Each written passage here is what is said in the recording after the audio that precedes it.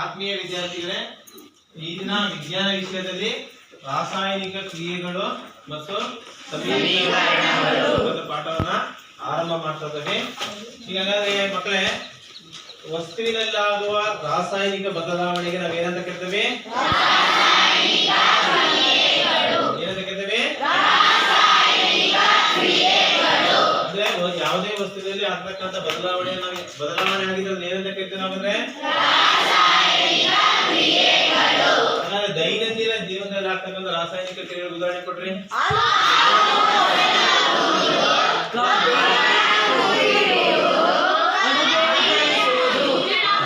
ಹಾಲು ಮೊಸರಾಗೋದು ಒಂದು ಉದಾಹರಣೆ ಕೊಡ್ಬೋದು. ಆಹಾರ ಬೇಯಿಸಿದಾಗ ಚೇಂಜ್ ಆಗೋದು, ಆಮೇಲೆ ಕಬ್ಬಿಣ ಅಥವಾ ಕ್ರೀಡೆ ಕ್ರಿಯೆ ಆಗೋದು ಏನಂದ್ರೆ ರಾಸಾಯನಿಕ ಕ್ರಿಯೆ ಆಗಿದೆ ಅಂತ ಹೇಳ್ತಾನೆ, ಹೌದಾ?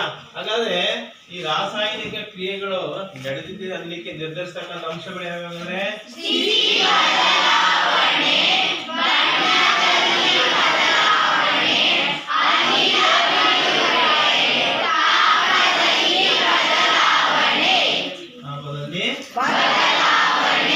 ಅಂದ್ರೆ ಸ್ಥಿತಿ ಬದಲಾವಣೆ ಅಂತ ಅಂದ್ಬಿಟ್ರೆ ನಾವು ಘನ ವಸ್ತುಗಳು ದ್ರವ ಆಗ್ಬಹುದು, ದ್ರವ ವಸ್ತುಗಳು ಅಂದ್ರೆ ಕೆಲವು ವಸ್ತುಗಳು ಬಣ್ಣಗಳು ಬೂದು ಬಣ್ಣ ಇರ್ತದೆ, ಅದೇನೋ ಬಿಳಿ ಬಣ್ಣ ಅಥವಾ ಅನಿಲ ಬಿಡುಗಡೆ ಆಗ್ಬಹುದು ಅಥವಾ ತಾಪದಲ್ಲಿ ಆಗ್ಬಹುದು ಅಂತಕ್ಕಂಥದ್ದು ನಾವು ರಾಸಾಯನಿಕ ಕ್ರಿಯೆಗಳಲ್ಲಿ ನೋಡಿದ್ವಿ.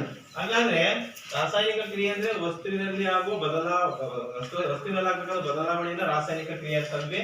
ಆ ರಾಸಾಯನಿಕ ಕ್ರಿಯೆ ಆಗ್ಬೇಕಾದ್ರೆ ಒಂದು ಸ್ಥಿತಿ ಬದಲಾವಣೆ ಆಗುತ್ತೆ, ಬಣ್ಣದಲ್ಲಿ ಬದಲಾವಣೆ ಆಗುತ್ತೆ, ಹಾಗಾದ್ರೆ ಇಲ್ಲಿ ಒಂದು ಚಟುವಟಿಕೆ ಮಾಡೋಣ ನಾವೀಗ. ಏನಪ್ಪ ಬಣ್ಣದಲ್ಲಿ ಬದಲಾವಣೆ ಆಗೋದನ್ನ ಚಟುವಟಿಕೆ ಮಾಡೋಣ. ಇಲ್ಲಿ ಒಂದು 2 ಸೆಂಟಿಮೀಟರ್ ಅಷ್ಟು ಇದು ಮೆಗ್ನೀಷಿಯಂ ತಂತಿಯನ್ನ ತೆಗೆದುಕೊಂಡವಿ. ಇದು ಒಂದು ಏನಪ್ಪಾ ಅಂತಂದ್ರೆ ಇದು ಒಂದು ಸ್ಪ್ಯಾಚುಲಾ, ಇದು ಇಕ್ಕಳದ ಸಹಾಯದಿಂದ ಏನ್ ಮಾಡಕ್ ನಾವು ಇದನ್ನ ಇಟ್ಕೋಬೇಕು. ಈಗ ಮೇಣಬತ್ತಿ ಸಹಾಯದಿಂದ ಏನ್ ಮಾಡ್ತಾವಪ್ಪ ಅಂತಂದ್ರೆ ನಾವು ಈ ಮೆಗ್ನೀಷಿಯಂ ತಂತಿಯನ್ನ ಕಾಯಿಸೋದಕ್ಕಿಂತ ಮುಂಚೆ ಏನ್ ಮಾಡ್ಬೇಕಂತ ಯಾವ ಕಾಲದಿಂದ ಹೋಗ್ಬೇಕಂತ ಹೇಳ್ತೀವಿ. ಯಾಕಪ್ಪ ಈ ಮರಳ ಕಾಲದಿಂದ ಯಾಕೆ ಉಜ್ಬೇಕಪ್ಪ ಅಂದ್ರೆ ಪ್ರಯೋಗಶಾಲೆಯಲ್ಲಿ ಇದನ್ನ ನಾವು ಓಪನ್ ಆಗಿ ಹಿಂಗ್ ಇಟ್ಟಿದ್ದು, ಹೌದಾ? ಓಪನ್ ಆಗಿ ಇಟ್ಟಾಗ ಈ ಮೆಗ್ನೀಷಿಯಂ ತಂತಿ ಗಾಳಿಯೊಂದಿಗೆ ವರ್ತಿಸಿ ಮೆಗ್ನೀಷಿಯಂ ಆ ಪದರವನ್ನ ರಿಮೂವ್ ಮಾಡಕ್ತಾನೆ ನಾವು. ರಿಮೂವ್ ಮಾಡಕ್ಕೋಸ್ಕರ ಏನ್ ಮಾಡ್ತಾವ ನಾವು ಈಗ ಇದನ್ನ ಕಾಯಿಸೋಣ. ನೋಡ್ರಿ, ಈಗ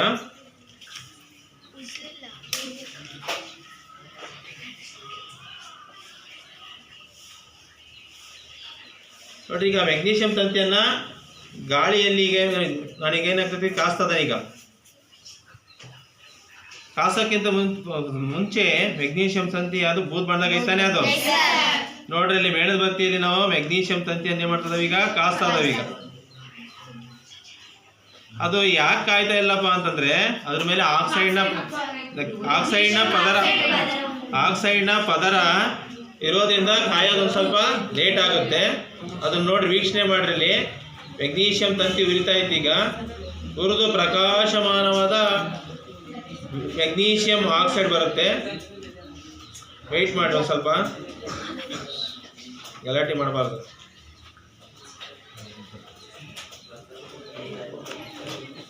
ಮರಳ ಕಾಗದಿಂದ ಉಜ್ಜಲಿಲ್ಲ ಅಂದ್ಬಿಟ್ರೆ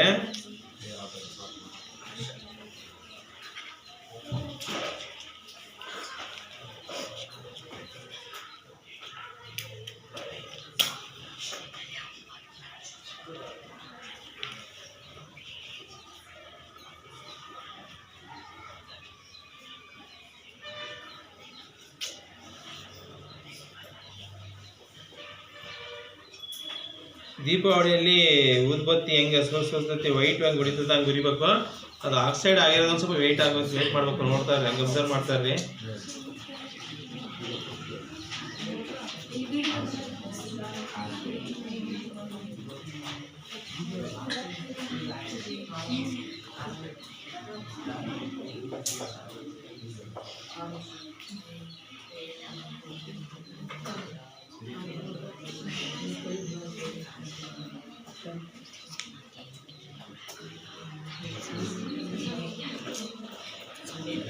ಮಾತಾಡಬಾರ್ದು.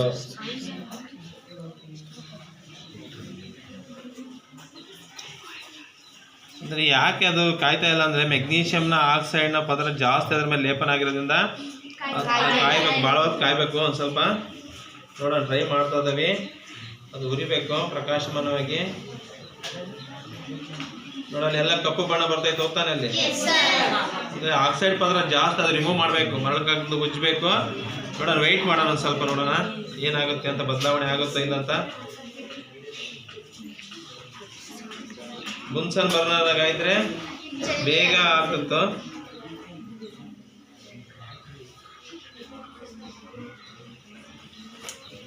ಗಾಳಿ ಬೇರೆ ಇರೋದ್ರಿಂದ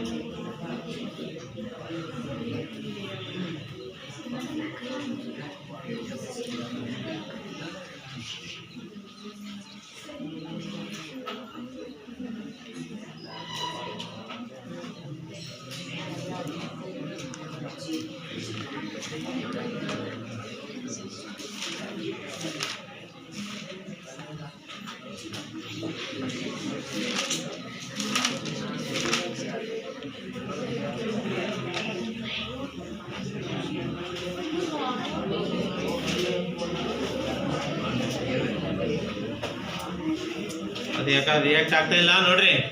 ಅಲ್ಲಿ ಮೆಗ್ನೀಷಿಯಂ ಏನ್ ಮಾಡತ್ತಪ್ಪ ಅಂತಂದ್ರೆ ಯಾವ ಜೊತೆ ವರ್ತಿಸಿ ಏನ್ ಬರ್ತೈತಿ ಅಂದ್ರೆ ಮೆಗ್ನೀಷಿಯಂ ಆಮ್ಲಜನಕದೊಂದಿಗೆ ವರ್ತಿಸಿ ಯಾವ್ದು ಬರ್ತಂದ್ರೆ ಇದು ಕಾಸೋಕ್ಕಿಂತ ಮುಂಚೆ ಬೂದ್ ಬಣ್ಣದಲ್ಲಿ ಇತ್ತು, ಹೌದಾ? ಅದು ಕಾಸಿದಾಗ ಆಮ್ಲಜನಕ ವರ್ತಿಸಿ ಯಾವ ಏನ್ ಬಂತು? ಬಿಳಿ ಬಣ್ಣದ ಮೆಗ್ನೀಷಿಯಂ ಬಂದಿದೆ. ಹಾಗಾಗಿ ಏನೈತೆ ಬಣ್ಣದಲ್ಲಿ, ಫಾರ್ ಎಕ್ಸಾಂಪಲ್ ಈಗ ಇಂಗಾಲ ಇದೆ, ಕಲ್ಲಿದ್ದಲು ಇದು ಘನ ಸ್ಥಿತಿಯಲ್ಲಿ ಇರ್ತೈತಿ. ಆಮ್ಲಜನಕದೊಂದಿಗೆ ವರ್ತಿಸಿ ಏನ್ ಬರ್ತೈತಿ? ಕಾರ್ಬನ್ ಡೈಆಕ್ಸೈಡ್ ಘನ. ಹೀಗೆ ರಾಸಾಯನಿಕ ಸ್ಥಿತಿ ಬದಲಾವಣೆ ಅಂತ ಕೂಡಲೇ ಉದಾಹರಣೆ ಕಾರ್ಬನ್ ಘನ ಸ್ಥಿತಿಯಲ್ಲಿ ಇರ್ತೈತಿ ಕಲ್ಲಿದ್ದಲು.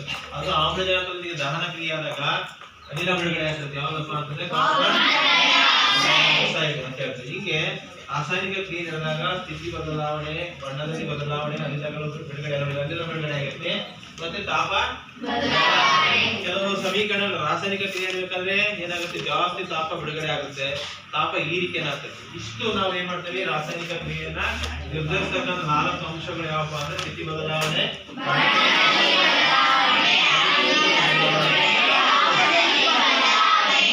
ಈಗ ರಾಸಾಯನಿಕ ಸಮೀಕರಣಗಳು ಅಂತ ಹೇಳ್ತೇವೆ ನಾವೀಗ. ರಾಸಾಯನಿಕ ಈಗ ಇಲ್ಲಿ ಬರ್ದಿದ್ದೀವಿ ನಾವು 2mg + O2 ಅಂತ, ಅಂದ್ರೆ 2mgO ಅಂತ ಹೇಳ್ತೀವಿ. ಅಂದ್ರೆ ರಾಸಾಯನಿಕ ಸಮೀಕರಣಗಳು ಅಂತಂದ್ರೆ ನೋಡಿ, ಪ್ರತಿವರ್ತಕಗಳು ಮತ್ತು ಉತ್ಪನ್ನಗಳನ್ನ ಸಂಕೇತ ರೂಪದಲ್ಲಿ ನಿರೂಪಿಸುವುದನ್ನು ಏನಂದ್ರೆ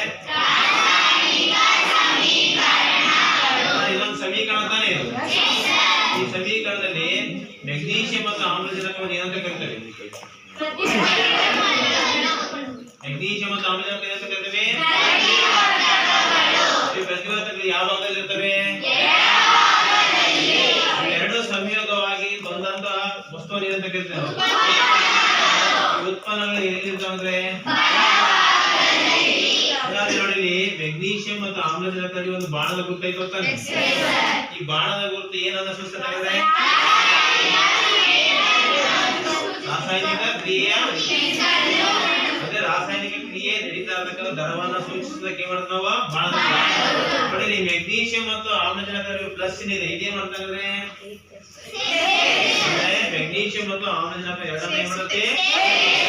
ಹಾಗಾಗಿ ನಾವೇನ್ ಮಾಡ್ತೀವಿ? ಎಡಭಾಗದಲ್ಲಿರುವ ಪ್ರತಿ ಇವು ಏನಂತ ಕರಿತೇವೆ? ಉತ್ಪನ್ನಗಳು ಅಂತ ಕರಿತೇವೆ. ಈ ರೀತಿ ನಾವು ಏನ್ ಮಾಡ್ತೇವೆ? ಸಮೀಕರಣವನ್ನ ಅವುಗಳ ಹೆಸರು ಬದಲಿ ಏನ್ ಮಾಡ್ತೇವೆ? ಅವುಗಳನ್ನ ಸಾಂಕೇತಿಕವಾಗಿ ನಿರೂಪಿಸಲಿಕ್ಕೆ ಅಂತ ಕರಿತೇವೆ ಅಂತ ಕರಿತೇವೆ ನಾವು. ಓಕೆ, ಈಗ ರಾಸಾಯನಿಕ ಸಮೀಕರಣಗಳನ್ನ ಸರಿದೂಗಿಸುವಿಕೆ ಅಂತ ಕೇಳ್ತಾರೆ ನಿಮಗೆ. ರಾಸಾಯನಿಕ ಸಮೀಕರಣ ಸರಿದೂಗಿಸಬೇಕಾದ್ರೆ ಯಾವ ನಿಯಮವನ್ನು ನಾವು ಪಾಲನೆ ಮಾಡ್ತೀವಿ? ರಾಶಿ ಸಂರಕ್ಷಣಾ ನಿಯಮ. ಹಾಗಾದ್ರೆ ರಾಶಿ ಸಂರಕ್ಷಣಾ ನಿಯಮ ಅಂದ್ರೆ ರಾಶಿಯನ್ನ ಸೃಷ್ಟಿಸಕ್ಕಾಗಲ್ಲ, ಸೃಷ್ಟಿ ಮಾಡಿರೋದನ್ನ ಈ ನಿಯಮವನ್ನು ಇಟ್ಕೊಂಡು ಈಗ ಏನಾಗಿರೋದು, ಈ ನಿಯಮವನ್ನು ಇಟ್ಕೊಂಡು ನಾವೇನ್ ಮಾಡ್ತೇವೆ? ಸಮೀಕರಣ ಅಂದ್ರೆ ಸರಿ ದೂಗಿಸ್ಬೇಕು. ಸರಿ ದೂಗಿಸ್ಬೇಕಾದ್ರೆ ಈ ನಿಯಮ ನಾವು ಪಾಲನೆ ಮಾಡ್ತೇವೆ. ಹಾಗಾದ್ರೆ ಯಾಕೆ ರಾಸಾಯನಿಕ ಸಮೀಕರಣ ನಾವು ಸರಿ ದೂಗಿಸ್ಬೇಕಪ್ಪ ಅಂತಂದ್ರೆ, ಇಲ್ಲಿ ನಾವು ನೋಡಿದ ಹಿಂದಿನ ಒಂದು ಕ್ರಿಯೆ, ರಾಸಾಯನಿಕ ಕ್ರಿಯೆಯಲ್ಲಿ Mg+O2 2MgO ಅಂತ ಬರ್ರಿ, ಹೌದಾ? ಯಾಕೆ ಸಮೀಕರಣ ಸರಿದೂಗಿಸ್ಬೇಕಪ್ಪ ಅಂತಂದ್ರೆ, ನೀವು ಹೇಳಿದೀಗ ಎಡಭಾಗದಲ್ಲಿರೋ ಪ್ರತಿವರ್ತಕಗಳ ಪರಮಾಣುಗಳ ಒಟ್ಟು ರಾಶಿಯು ಉತ್ಪನ್ನಗಳ ರಾಶಿಯ ಮೊತ್ತಕ್ಕೆ ಸಮಾನವಾಗಿರಬೇಕು. ಅದಕ್ಕೋಸ್ಕರ ಸಮೀಕರಣ ಮಾಡ್ತೀವಿ ಸರಿ. ಫಾರ್ ಎಕ್ಸಾಂಪಲ್ Mg ಎಷ್ಟೈತಿ? ಇಲ್ಲಿ 1. O ಎಷ್ಟೈತಿ? ಟೋಟಲ್ ಈ ಕಡೆಗೆ ಎಷ್ಟೈತಿ? ಇಲ್ಲಿ ಈಗ Mg ಎಷ್ಟೈತಿ? ಇಲ್ಲಿ O ಎಷ್ಟೈತಿ? ಟೋಟಲ್ ಐತಂದ್ರೆ ಎಷ್ಟೈತು? ಈ ಸಮೀಕರಣ ಸರಿ ಐತಾ? ಈ ಸರಿ ಸಮೀಕರಣ ಸರಿದೂಗಿಸಕ್ಕೆ ಮಾಡಬೇಕು Mg ಭಾಗದ ಎಷ್ಟು ಹಾಕಬೇಕು? Mg ಎಷ್ಟಾಯ್ತು? ಇಲ್ಲಿ ಎಷ್ಟಾಯ್ತು? ಏನಾಯ್ತು? ಹಾಗಾದ್ರೆ ಪ್ರತಿವರ್ತಕಗಳ ರಾಶಿಗೂ ಉತ್ಪನ್ನಗಳ ರಾಶಿಗೂ ಏನಾಗೈತಿ? ಈಗ ಅದಕ್ಕೋಸ್ಕರ ನಾವು ಅವುಗಳ ರಾಶಿ, ಪ್ರತಿವರ್ತಕಗಳ ರಾಶಿಗೂ ಮತ್ತು ಉತ್ಪನ್ನಗಳ ರಾಶಿಗೂ ಸಮವಾಗಕ್ಕೋಸ್ಕರ ನಾವು ಏನ್ ಮಾಡಬೇಕು? ಸಮೀಕರಣ ಏನ್ ಮಾಡಬೇಕಂದ್ರೆ ಹಾಗಾದ್ರೆ ಈಗ ಒಬ್ರು ಕಲಿತೇನೆ ಬೋರ್ಡ್ ಮೇಲೆ ಇದನ್ನ ಸಮೀಕರಣ ಬ್ಯಾಲೆನ್ಸ್ ಮಾಡ್ಬೇಕು. ಈಗ ನಾವು ಯಾರ್ಯಾರು ಕಲಿತೇವೆ ನಾವು ಬಂದು ಬ್ಯಾಲೆನ್ಸ್ ಮಾಡಿ. ಈಗ ಮೊದಲನೇದಾಗಿ ಯಾವ್ದಪ್ಪ ಅಂತಂದ್ರೆ ಈಗ C+O2 CO2 ಬರ ಮನೋಜ ಬ್ಯಾಲೆನ್ಸ್ ಮಾಡಿದ್ರು ಎಷ್ಟೆಷ್ಟು ಬರಿಬೇಕಲ್ಲಿ. C+O2 ಈ ಸಮೀಕರಣವನ್ನು ಬ್ಯಾಲೆನ್ಸ್ ಮಾಡು. ನೋಡಿ ಮನೋಜ ಸಮೀಕರಣ ಬ್ಯಾಲೆನ್ಸ್ ಮಾಡ್ತಾರೆ. ಕಾರ್ಬನ್ ಎಷ್ಟಿದೆ ಅಲ್ಲಿ? ಆಮ್ಲಜನಕ ಎಷ್ಟೈತಿ? ಟೋಟಲ್ ಕೂಡ ಎಷ್ಟಾಯ್ತು? ಹಾಗಾದ್ರೆ ಸಿ ಕಡೆ ಬರೀ ಸಿ ಎಷ್ಟೈತಿ? ಆಮ್ಲಜನಕ ಎಷ್ಟೈತಿ? ಟೋಟಲ್ ಎಷ್ಟಾಯ್ತು? ಹಾಗಾದ್ರೆ ಪ್ರತಿವರ್ತಕಗಳಿಗೂ ಮತ್ತು ಉತ್ಪನ್ನಗಳ ರಾಶಿ ಎರಡು ಸಮಾನವಾಗಿದ್ದಾರೆ. ನೆಕ್ಸ್ಟ್ ಇಕ್ವೇಶನ್ ಯಾವ್ದಪ್ಪ ಅಂತಂದ್ರೆ, ಇನ್ನೊಬ್ರು ಬರ್ರಿ ದಿವ್ಯ HP ಬರಪ್ಪ.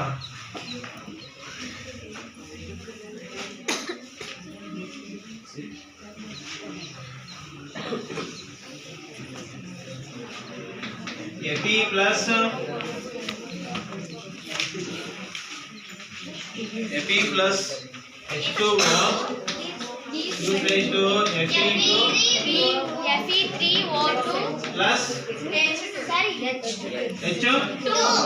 ನೋಡಿ ಕಬ್ಬಿಣವು ನೀರಿನೊಂದಿಗೆ ವರ್ತಿಸಿದಾಗ ಕಬ್ಬಿಣದ ಆಕ್ಸೈಡ್ ಪ್ಲಸ್ H2 ಬರುತ್ತೆ, ಅದು ಬ್ಯಾಲೆನ್ಸ್ ಮಾಡ್ತಾರೆ ನೋಡ್ರಿ.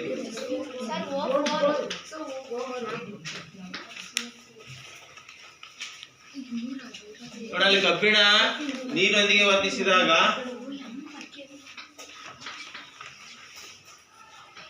ಎಡಗಡೆ ಮಾತ್ರ ಫಸ್ಟ್.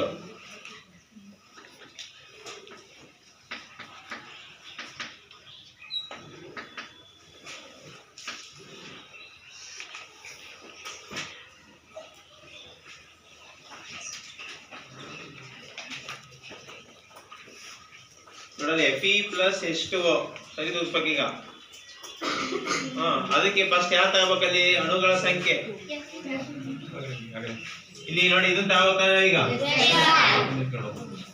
Fe ಎಷ್ಟದಪ್ಪ? ಇಲ್ಲಿ ದೊಡ್ಡ ಅಣು ಸಂಖ್ಯೆ Fe 3 ಐತಾ? O ಎಷ್ಟೈತಿ? H ಎಷ್ಟೈತಿ? 2. ಅಲ್ಲಿ ಟೋಟಲ್ 4 3 7 9. 4 3 7 ಪ್ಲಸ್ 2 9 ಐತೆ. ಆ ಕಡೆ ಯಾವ ಬಲಭಾಗದಲ್ಲಿ ಇಲ್ಲಿ Fe ಎಷ್ಟೈತಪ್ಪ? H ಎಷ್ಟೈತಿ? O ಎಷ್ಟೈತಿ? ಒಟ್ಟು ಎಷ್ಟಾಯ್ತು? ಈಗ ನೋಡಿ, ಈಗ ಫಸ್ಟ್ ನಾವು ಆಮ್ಲಜನಕವನ್ನ ಸರಿದೂಗಿಸೋಣ. ಆಮ್ಲಜನಕ ಎಷ್ಟೈತಿ? ಈ ಕಡೆಗೆ ಬಲಭಾಗದಲ್ಲಿ ಎಷ್ಟೈತಿ? 4 ಆಮ್ಲಜನಕ ಬಲಭಾಗದಲ್ಲಿ ಐತಿ.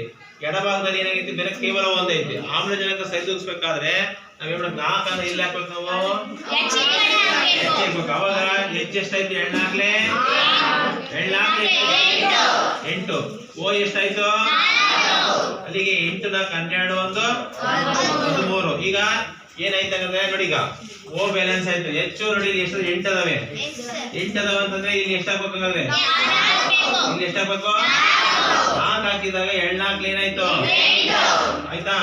ಈಗ ಏನಾಯ್ತು? ಆಮ್ಲಜನಕ ಮತ್ತು ಹೈಡ್ರೋಜನ್ ಎರಡು ಬ್ಯಾಲೆನ್ಸ್ ಆಗುತ್ತಾನೆ. ನೋಡಿ 4 8 ಹೈಡ್ರೋಜನ್ ಆಯ್ತು, 4 ಆಕ್ಸಿಜನ್ ಆಯ್ತು, ಕಬ್ಬಿಣ 3 ಐತಿ, ಈ ಕಡೆ 1 ಐತಿ. ಇಲ್ಲಿ ಎಷ್ಟು ಹಾಕ್ಬೇಕಂದ್ರೆ 3 ಹಾಕ್ಬೇಕು. ಅಲ್ಲಿಗೆ 8 3 11 11 15. ಹೌದಾ? ಈಗ 8 4 12 3 15. ಏನ್ ಮಾಡಬೇಕು? ನಾವು ಸಮೀಕರಣ ಸರಿದೂಗಿಸಬೇಕಾದ್ರೆ ಹೆಚ್ಚು ಪರಮಾಣುಗಳ ಗುಂಪನ್ನೇ ಮಾಡಕ್ ನೀವು ಆಯ್ಕೆ ಮಾಡ್ಕೊಳ್ಬೇಕು. ಇಲ್ಲಿ ಫಸ್ಟ್ Fe ಎಷ್ಟಿತ್ತು? 3 ಇತ್ತು, ಆಮ್ಲಜನಕ 4 ಇತ್ತು, ಹೈಡ್ರೋಜನ್ 2 ಇತ್ತು. ಆಮ್ಲಜನಕವನ್ನ ಸರಿದೂಗಿಸೋಕೋಸ್ಕರ ಏನ್ ಮಾಡಬೇಕು? ನೀರಿಂದು ಆಗದಲ್ಲಿ ಎಷ್ಟು ಹಾಕ್ಬೇಕು? 4 ಹಾಕ್ಬೇಕು. 4 ಹಾಕಿದಾಗ 4 8 ಆಯ್ತು, ಆಕ್ಸಿಜನ್ ಎಷ್ಟಾಯ್ತು? 4 ಆಯ್ತು. ಅಲ್ಲಿಗೆ 2 ಬ್ಯಾಲೆನ್ಸ್ ಆದವು. ಕಬ್ಬಿಣ ಇಲ್ಲಿ ಎಷ್ಟಿತ್ತು? 3 ಇತ್ತು. ಈ ಕಬ್ಬಿಣದಿಂದ 3 ಹಾಕಿದಾಗ ಎಷ್ಟಾಯ್ತು? ಈ ಕಡೆ ಮಾಸ್ ಎಷ್ಟು ಬಂತು? 15 ಬಂತು, ಆ ಕಡೆಗೂ 15 ಬಂತು. ಆಯ್ತಾ? ನೆಕ್ಸ್ಟ್ ಚಿಂತನೆ ಬಾರಪ್ಪ, ಸಮೀಕರಣ ಬ್ಯಾಲೆನ್ಸ್ ಮಾಡು. ಇದನ್ನ ಮಾಡಪ್ಪ. Zn plus H2SO4 ZnSO4 plus Zn ಅಲ್ಲ ಸರಿ ZnSO4 H2 ನೋಡು, ಸಲ್ಫ್ಯೂರಿಕ್ ಆಮ್ಲದಿಂದ ವರ್ತಿಸಿ ಸತುವಿನ ಸಲ್ಫೇಟ್ ಮತ್ತು ಹೈಡ್ರೋಜನ್ ಬಿಡುಗಡೆ ಆಗೈತಿ. ಹೇಳ್ಬೇಕಲ್ಲಿ ಬಾಯಿ ಬಿಟ್ಟು ಹೇಳ್ಬೇಕು. Zn ಎಷ್ಟಿದೆ ಅಂತ? ಸತ್ತು ಎಷ್ಟಿದೆ? Zn ಎಷ್ಟಿದೆ? H ಎಷ್ಟಿದೆ? S ಎಷ್ಟಿದೆ? ಅಮೋನಿಯಾಕ್ ಎಷ್ಟೈತೆ? ಕೂಡ್ರಿ ಈಗ ಎಷ್ಟೈತೆ ಅದು? 8. ಆ ಕಡೆ Zn ಎಷ್ಟೈತೆ? S ಎಷ್ಟೈತೆ? O ಎಷ್ಟೈತೆ? H ಎಷ್ಟಿದಾವೆ? ಟೋಟಲ್ ನೋಡ್ರಿ 4 2 8. ಸರಿ ಆಯ್ತಾ? ನೋಡಿ, ಸತ್ತು ಬೇರೆ ಯಾವುದೇ ಈಕ್ವೇಶನ್ ಕೊಟ್ಟರು ಮಾಡಂಗಿರ್ಬೇಕು. ಸತ್ತು ಎಷ್ಟೈತಿ? ಇಲ್ಲಿ 1 ಐತಿ. ಆಯ್ತಾ? ಹೈಡ್ರೋಜನ್ ಎಷ್ಟೈತಿ? ಇಲ್ಲಿ 2 ಐತಿ. ಇಲ್ಲಿ ಏನಿಲ್ಲ, ಎಸ್ ಎಷ್ಟೈತಿ? 1. ಓ ಎಷ್ಟೈತಿ? 4. 4 1 5 2 7 1 8. Zn ಎಷ್ಟೈತಿ? ಇಲ್ಲಿ 1. ಎಸ್ ಎಷ್ಟೈತಿ? 1. ಓ ಎಷ್ಟೈತಿ? 4. ಎಚ್ ಎಷ್ಟೈತಿ? 2. ಅಲ್ಲಿಗೆ 8 8 ಆಯ್ತಾನೆ. ಈ ರೀತಿ ಅಂದ್ರೆ ಯಾವುದೇ ಸಮೀಕರಣ ಸರಿದೂಗಿಸಬೇಕಂದ್ರೆ ಪ್ರತಿವರ್ತಕದ ಪರಮಾಣುಗಳು ಉತ್ಪನ್ನಗಳಲ್ಲಿ ಕಾಣಬೇಕು. ಗೊತ್ತಾಯ್ತಾ? ಇಲ್ಲಿ ಏನು ಪ್ರತಿವರ್ತಕದಲ್ಲಿ ಯಾವ್ಯಾವ ಪರಮಾಣುಗಳಿದ್ವೋ ಉತ್ಪನ್ನಗಳಲ್ಲೂ ಆ ಪರಮಾಣುಗಳು ಏನ್ ಮಾಡ್ತೀವೋ ಕಾಣ್ಬೇಕು. ಅರ್ಥ ಆಯ್ತು ಹೇಳ್ತಾರದು? ಅವಾಗ ರಾಸಾಯನಿಕ ಸಮೀಕರಣವನ್ನು ನಾವು ಸರಿದೂಗಿಸಿ ಅಂತ ಹೇಳ್ತೇವೆ. ಹಾಗಾದ್ರೆ ನೆಕ್ಸ್ಟ್ ಈ ರಾಸಾಯನಿಕ ಕ್ರಿಯೆಗಳು ಮತ್ತು ಸಮೀಕರಣಗಳಲ್ಲಿ ಮತ್ತೆ ರಾಸಾಯನಿಕ ಕ್ರಿಯೆಗಳ ವಿಧಗಳು ಬರ್ತಾವ. ರಾಸಾಯನಿಕ ಕ್ರಿಯೆಗಳ ವಿಧಗಳು ನೆಕ್ಸ್ಟ್ ಏನಂದ್ರೆ ರಾಸಾಯನಿಕ ಕ್ರಿಯೆಗಳ ವಿಧಗಳು.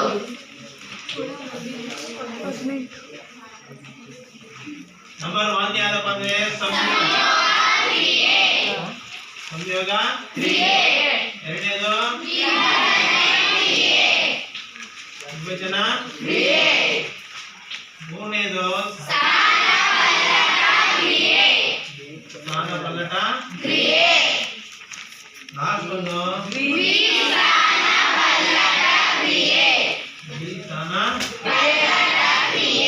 ಅಂತ ಹೇಳ್ತೇವೆ. ಈಗ ನೋಡಿ, ಈಗ ಸಂಯೋಗ ಅಂದ್ರೆ ನೋಡಿ, ಮೊದಲನೇದಾಗಿ ಸಂಯೋಗ ಅಂತ ಅಂದ್ರೆ ಸೇರಿಸೋದು ಅಂತ, ಎರಡು ವಸ್ತುಗಳನ್ನ ಸೇರಿಸೋದು ಅಂತ.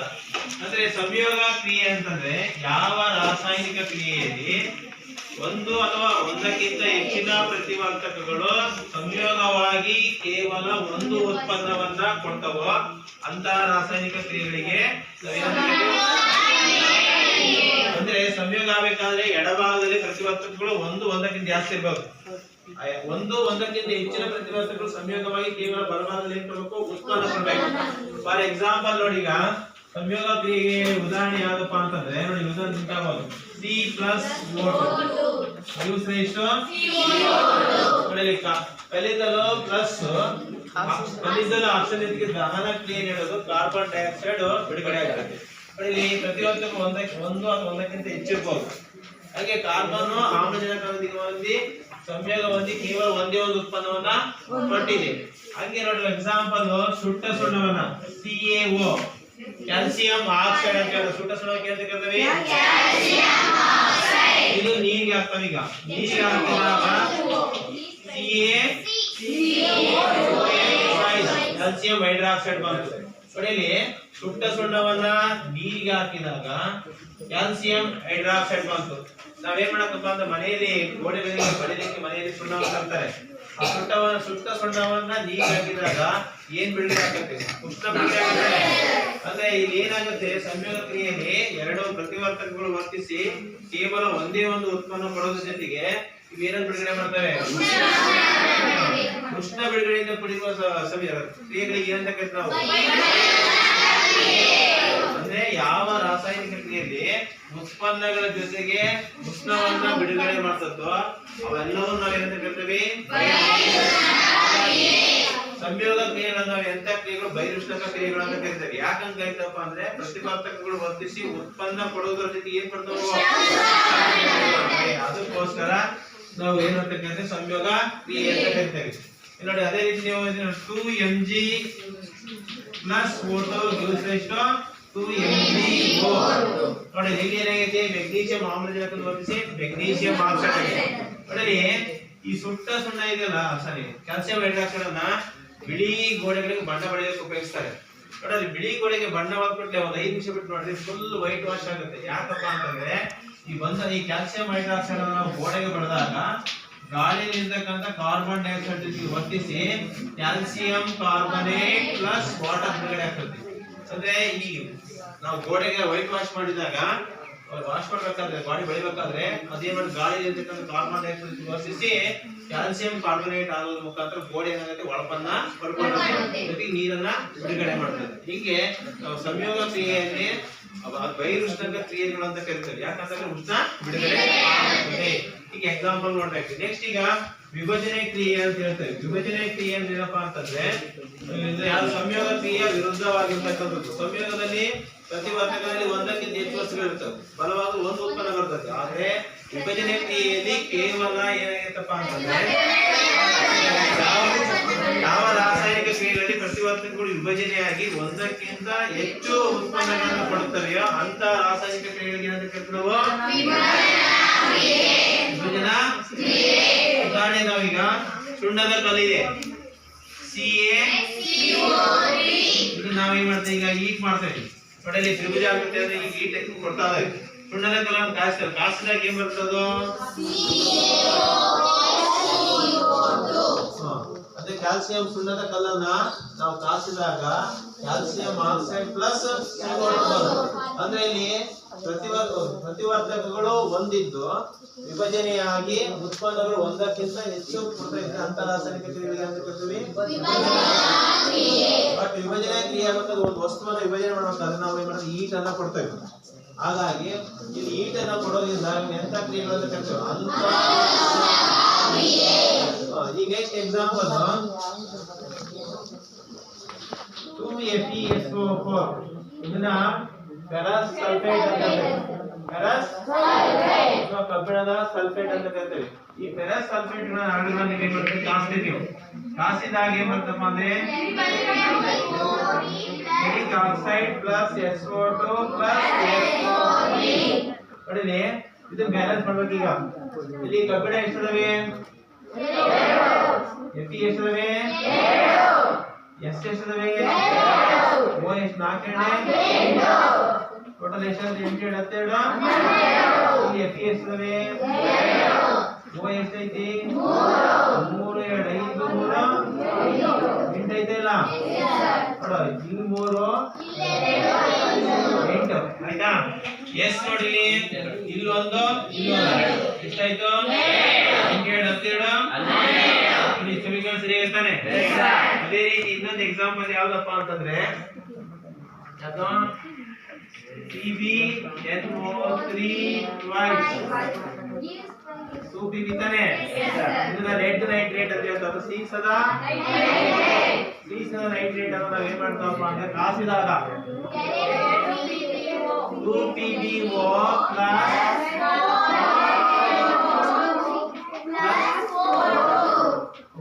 ಹೌದಾ? ಅಂದ್ರೆ ಸೀಸದ ನೈಟ್ರೇಟ್ ನೋಡು, ಇದು ಕೇವಲ ಪ್ರತಿವರ್ತಕ ಒಂದಿದೆ. ನೋಡಿ 2B NO3 ಅಂದ್ರೆ ನೋಡಿ PB 2 ಐತಿ. ನೋಡಿ N 2 ಎಷ್ಟೈತು? N ಎಷ್ಟೈತಿ? 4. O 3 2 6 12 ನೋಡ್ರಿ. ಸಿ ಸೈಜ್ ಇದೆ 2. N ಗೆ 2, ಈ 2 ನೇ ಗುಣಿಸಿ ಎಷ್ಟಾಯ್ತು? 4. O 3 6 ಟೋಟಲ್ ಎಡಭಾಗ ಎಷ್ಟಿದೆ? 18. ಇಲ್ಲಿ ಬರೀ ಈಗ PB ಎಷ್ಟೈತಿ? ಇಲ್ಲಿ 2. PB ಎಷ್ಟೈತಿ?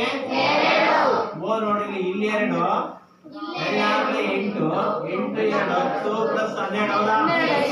O ಎಷ್ಟು? 12. ಸೀಸದ ಆಕ್ಸೈಡ್ ಅಲ್ಲಿ 2 ಅದಾವ. ಇಲ್ಲಿ 2 8 ಪ್ಲಸ್ 2 ಎಷ್ಟಾಯ್ತು? 12.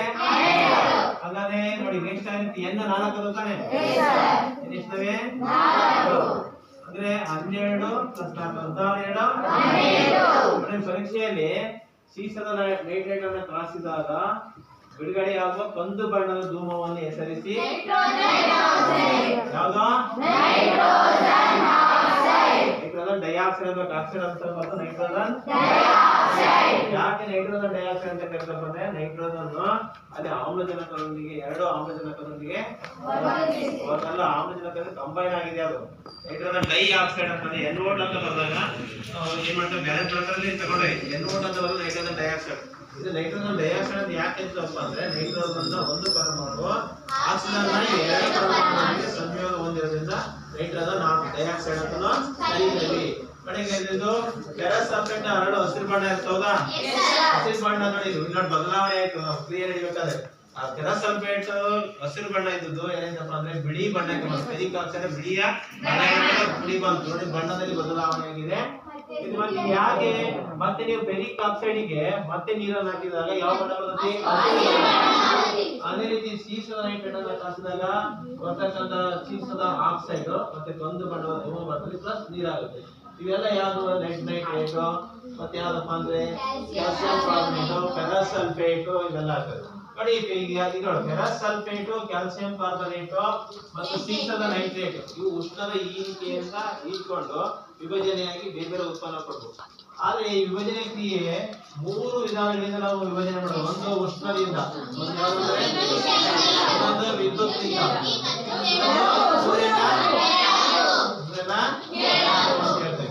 ಹಾಗಾದ್ರೆ ನೋಡಿ ಈಗ ನಿಮಗೆ ಗೊತ್ತಿದೆ ಯಾವ್ದು ನೀರನ್ನ ವಿಭಜನೆ ಮಾಡೋದು.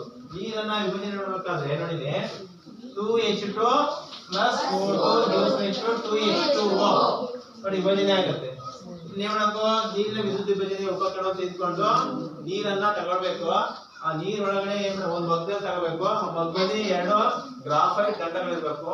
ಆ ಗ್ರಾಫೈಟ್ ದಂಡಗಳನ್ನ 2 ವೈರ್ಗಳ ಮುಖಾಂತರ 6 ವೋಲ್ಟ್ ಬ್ಯಾಟರಿ ಸಂಪರ್ಕ ಮಾಡಬೇಕು. ನೀರನ್ನ ತುಂಬಿ ಏನ್ ಮಾಡಬೇಕು? ಆ ಗ್ರಾಫೈಟ್ ದಂಡಗಳ ಮೇಲೆ ಏನ್ ಮಾಡಬೇಕು? 2 ಟೆಸ್ಟ್ ಟ್ಯೂಬ್ಗಳನ್ನ ಬೋರಲ್ಲಿ ಹಾಕ್ಬೇಕು. ಅದು ನೋಡಿದೀನಿ. ಈಗ ಬ್ಯಾಟರಿ ಸ್ವಿಚ್ ಅನ್ನು ಆನ್ ಮಾಡ್ತೀನಿ. ಕರೆಂಟ್ ನೀರಿನಲ್ಲಿ ನೇರವಾಗಿ ಹರಿಯಲ್ಲ. ಯಾಕಂದ್ರೆ ಸಾಮಾನ್ಯ ನೀರು ದುರ್ಬಲ ಆಗಿರುತ್ತದೆ. ಸಾಮಾನ್ಯ ನೀರಿನಾಗಿರುತ್ತೆ. ಯಾಕೆ ನೀರನ್ನು ದುರ್ಬಲವಾದ ಅಂತ ಕರೀತಪ್ಪ ಅಂದ್ರೆ ನೀರನ್ನ ಆಯ ಬಿಡಲ್ಲ. ಅದಕ್ಕೋಸ್ಕರ ಏನ್ ಮಾಡ್ಬೇಕಾದ್ರೆ ಕೆಲವು ಹನಿಗಳು ಏನ್ ಸೇರಿಸಬೇಕು? ರಿಕ್ತಾದ ದುರ್ಬಲ ಸಲ್ಫ್ಯೂರಿಕ್ ಆಮ್ಲವನ್ನ ಹಾಕ್ಬೇಕು. ಅವಾಗ ಆಮ್ಲವನ್ನು ಸೇರಿಸಿದಾಗ ನೀರು ವಾಹಕತೆಯನ್ನು ಪಡ್ಕೊಳ್ಳುತ್ತೆ. ಅವಾಗ ಕರೆಂಟ್ ಹರಿತೈತಿ. ಕರೆಂಟ್ ಹರಿದು ಏನಾಗುತ್ತೆ? ನೀರು ವಿಭಜನೆ ಏನಾಗುತ್ತೆ? ನೀರು ವಿಭಜನೆ ಆಗುತ್ತೆ. 2H2O ಅನ್ನು ನಾವು ವಿಭಜನೆ ಮಾಡಿದಾಗ 2H2 ಪ್ಲಸ್ O2 ಹಿಂಗೆ ಏನಾಗುತ್ತೆ? ಬಿಡುಗಡೆಯಾದ ಹೈಡ್ರೋಜನ್ ಕ್ಯಾಥೋಡ್ ಮೇಲೆ ಸಂಗ್ರಹಣೆ ಆಗುತ್ತೆ. ಬಿಡುಗಡೆಯಾದ ಆಮ್ಲಜನಕ ಏನಾಗುತ್ತೆ? ಆನೋಡ್ ಅಂದ್ರೆ ಪ್ಲಸ್, ಕ್ಯಾಥೋಡ್ ಅಂದ್ರೆ ಆಗುತ್ತೆ. ಆದ್ರೆ ಬಿಡುಗಡೆಯಾದ ಹೈಡ್ರೋಜನ್ ಪ್ರಮಾಣ ಆಮ್ಲಜನಕದಿಂದ 2 ಮತ್ತೆ ಇದೇ ಆಮ್ಲಜನಕ ಮತ್ತು ಆಕ್ಸಿಜನ್ ಅಂತ ಕಂಡುಹಿಡಿಯಕ್ಕೆ ಬಂತು. ನಾವು ಬಿಡುಗಡೆಯಾದ ಅನ್ನದ ಮುಂದೆ ಒಯ್ದಾಗ ಪಾಪ್ ಶಬ್ದದೊಂದಿಗೆ ಉಳಿತ ಮಾಡಿದ್ರೆ ಹೈಡ್ರೋಜನ್ ಮತ್ತೆ ಪ್ರಕಾಶಮಾನವಾಗಿ ಜ್ವಾಲೆಯಿಂದ ಉಳಿದ್ರೆ ಏನಪ್ಪ ಅನ್ನೋದು. ಹಾಗಾಗಿ ನೋಡು ಯಾವುದು? ಕ್ಯಾಲ್ಸಿಯಂ ಕಾರ್ಬನೇಟ್, ಫೆರಸ್ ಸಲ್ಫೇಟ್, ಸೀಸದ ನೈಟ್ರೇಟ್ ಇವು ಯಾವ ಉದಾಹರಣೆ ಉಷ್ಣದಿಂದ ವಿಭಜನೆ ಆಗುತ್ತೆ. ಆದ್ರೆ ನೀರು ವಿಭಜನೆ ಆಗುತ್ತಾಗ ವಿದ್ಯುತ್ ಪ್ರವಾಹನ ಬಳಸಿದೆ. ಈಗ ಅದೇ ರೀತಿ ಯಾವ್ದು? ಬೆಳ್ಳಿಯ ಕ್ಲೋರೈಡ್ ಯಾವ್ದು? 2AgCl ತಾನೆ? 2AgCl. ಇದು ನಾವು ಸೂರ್ಯನ ಬೆಳಕಲ್ಲಿ ಕಾಸಿದಾಗ ಇಟ್ಟಾಗ ಇದು ಸೂರ್ಯನ ಬೆಳಕಲ್ಲಿ ಹೀರ್ಕೊಂಡು ವಿಭಜನೆಯಾಗಿ ಏನಾಗುತ್ತೆ 2AgCl2. ಅದೇ ರೀತಿ 2AgBr ಬೆಳ್ಳಿಯ ಬ್ರೋಮೈಡ್ ಅನ್ನ ನಾವು ಸೂರ್ಯನ ಬೆಳಕಲ್ಲಿ ಇಟ್ಟಾಗ ವಿಭಜನೆಯಾಗಿ 2AgBr2 ನೋಡಿ ವಿಭಜನೆ ಆಗುತ್ತೆ. ಅದಕ್ಕೋಸ್ಕರ ಪ್ರಯೋಗಶಾಲೆಯಲ್ಲಿ ಬೆಳ್ಳಿಯ ಕ್ಲೋರೈಡ್ ಮತ್ತು ಬೆಳ್ಳಿಯ ಪ್ರಮಾಣ ಸೀಸದ ಕಲರ್ ಬಾಟಲ್ ಕಪ್ಪು ಬಾಟಲ್ ಇಟ್ಟಿರ್ತಾರೆ. ಯಾಕಂದ್ರೆ ಕಪ್ಪು ಬಾಟಲ್ಗಳು ಬೆಳಕನ್ನ ಹೀರ್ಕೊಂಡು ವಿಭಜನೆ ಕ್ರಿಯೆ ಆಗುವುದನ್ನ ಏನ್ ಮಾಡ್ತವೆ.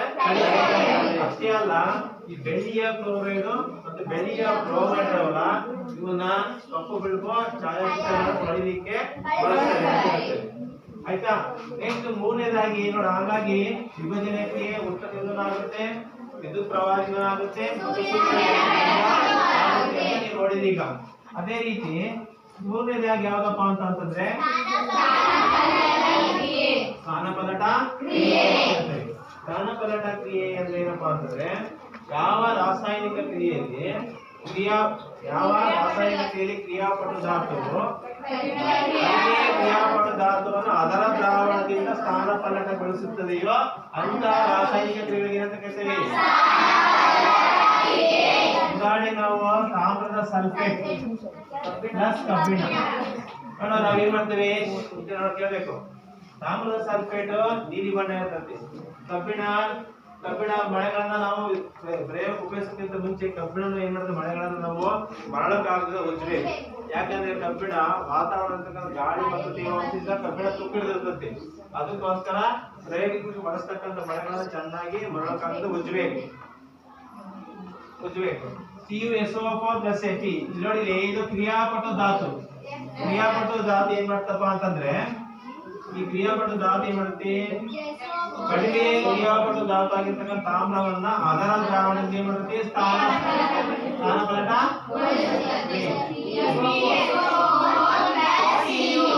ಆಯ್ತಾ. ಅದೇ ರೀತಿ ನೋಡ್ರಿ, ತಾಮ್ರದ ಸಲ್ಫೇಟ್ SO4+C ಇದು ಸತು. ಸತುನು ಸಹ ತಾಮ್ರಕ್ಕಿಂತ ಕ್ರಿಯಾಪಟು ಧಾತು. ಇದೇನ್ ಮಾಡ್ತಪ್ಪ ಅಂತಂದ್ರೆ ಸತು ಏನ್ ಮಾಡ್ತದೆ, ತಾಮ್ರವನ್ನ ಅದರ ದ್ರಾವಣದಿಂದ ಏನ್ ಮಾಡುತ್ತೆ, ಸತುವಿನ ಸಲ್ಫೇಟ್ ಪ್ಲಸ್.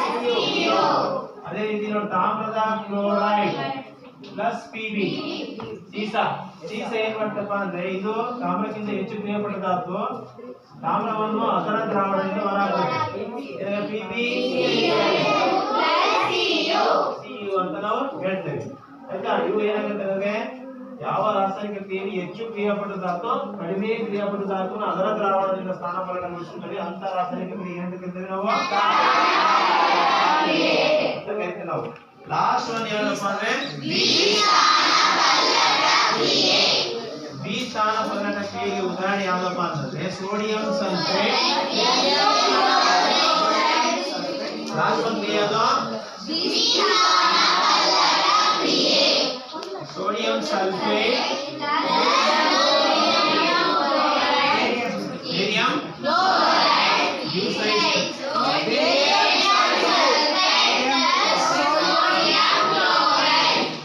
ನೋಡಿ ದ್ವಿಸ್ಥಾನಪಲ್ಲಟ ಅಂತ ಏನಪ್ಪಾ ಅಂದ್ರೆ ಯಾವ ರಾಸಾಯನಿಕ ಕ್ರಿಯೆಯಲ್ಲಿ ಪ್ರತಿವರ್ತಕಗಳಲ್ಲಿ ಅಯಾನುಗಳು ಪರಸ್ಪರ ವಿನಿಮಯ. ನೋಡಿ, for example sodium plus ion, sulphate ion minus, barium chlorine minus. ನೋಡಿ, ಯಾವುದೇ ಅಣುಸೂತ್ರ ಬೇಕಾದ್ರೆ ಲೋಹ ಮತ್ತು ಅಲೋಹ ಸೇರಿಕೊಂಡೆ ಅಣುಸೂತ್ರಗಳಾಗಿರೋದು. ಇಲ್ಲಿ sodium sulphate plus ion, sulphate ion minus ion, barium plus ion, chlorine minus ion. ಆಯ್ತಾ. ನೋಡಿ, ಏನಾಗಿದೆ, ಈ ಸೋಡಿಯಂ ಈ ಕ್ಲೋರಿನ್ ಜೊತೆ ಸೇರಿಕೊಂಡು ಸೋಡಿಯಂ ಕ್ಲೋರೈಡ್ ಆಗಿದೆ. ಅದೇ ರೀತಿ ಈ ಬೇರಿಯಂ ಈ ಸಲ್ಫೇಟ್ ಅಯಾನ್ ಜೊತೆ ಸೇರಿಕೊಂಡಿದೆ ಬೇರಿಯಂ ಸಲ್ಫೈಡ್. ಯಾವ ರಾಸಾಯನಿಕ ಕ್ರಿಯೆಯಲ್ಲಿ ಪ್ರತಿವರ್ತಕಗಳು ಪರಸ್ಪರ ತಮ್ಮಲ್ಲಿ ಅಯಾನುಗಳನ್ನು ವಿನಿಮಯ ಮಾಡಿಕೊಂಡು ಉಂಟಾಗತಕ್ಕಂಥ ರಾಸಾಯನಿಕ ಕ್ರಿಯೆ ಸೋಡಿಯಂ ಕ್ಲೋರಿನ್ ಜೊತೆಗಾಗಿದೆ, ಅದೇ ಬೇರಿಯಂ ಸಲ್ಫೇಟ್. ಆದರೆ ಈ ಒಂದು ದ್ವಿಸ್ಥಾನಪಲ್ಲಟ ಕ್ರಿಯೆಯಲ್ಲಿ ಉಂಟಾಗತಕ್ಕಂಥ ಬೇರಿಯಂ ಸಲ್ಫೇಟ್ ನೀರಿನಲ್ಲಿ ಕರಗದೆ ಇರತಕ್ಕಂಥ ಒಂದು ಒತ್ತಡ ಅಥವಾ ಪ್ರಕ್ಷೇಪಣ ಅಂತ ಹೇಳ್ತೇವೆ. ಅದೇ ಈ ರೀತಿ ಅಯಾನುಗಳು ವಿನಿಮಯ ಆಗಿರ್ತಕ್ಕಂಥ ಬಿಳಿಯ ಪ್ರಕ್ಷೇಪ ಯಾವ್ದಪ್ಪ ಅಂದ್ರೆ ಬೇರಿಯಂ. ಈಗ ನೀರಿನಲ್ಲಿ ಕರದಂಗೆ ಇರ್ತಕ್ಕಂಥ ಒಂದು ಪ್ರಕ್ಷೇಪ ಇದು ಗೊತ್ತಾಯ್ತಾ. ಅದೇ ರೀತಿ ಬೇರೆ ಬೇರೆ ಎಕ್ಸಾಂಪಲ್ ನಾವು ಕೊಡ್ಬೋದು. ಹೀಗೆ 4 ರಾಸಾಯನಿಕ ಕ್ರಿಯೆಗಳು